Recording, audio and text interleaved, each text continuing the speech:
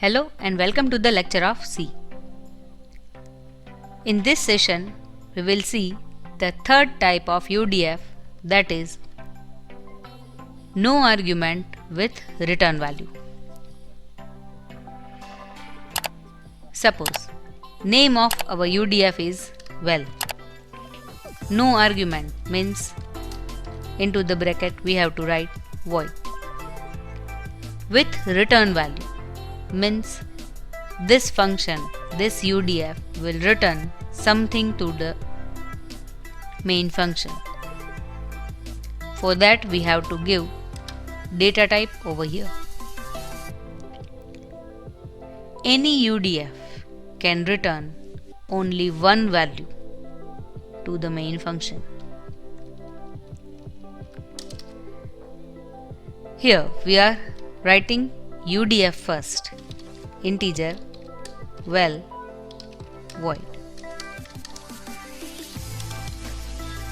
Suppose we have one variable integer x.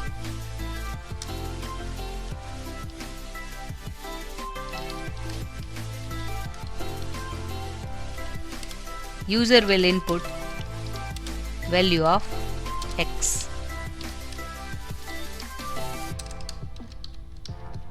%d and address of x. To return this value of x to the main function, we can use return keyword. This return x. This x is thrown from the UDF and now we have to catch it from the main function. For that, here we have integer a. A is calling this function. A equals to well. So the value of x will be copied into the a. And here we are printing value of a.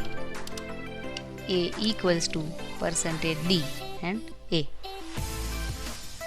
To run this program, press Ctrl F9. Suppose 5. So a equals to 5. This is no argument with return value. Thank you.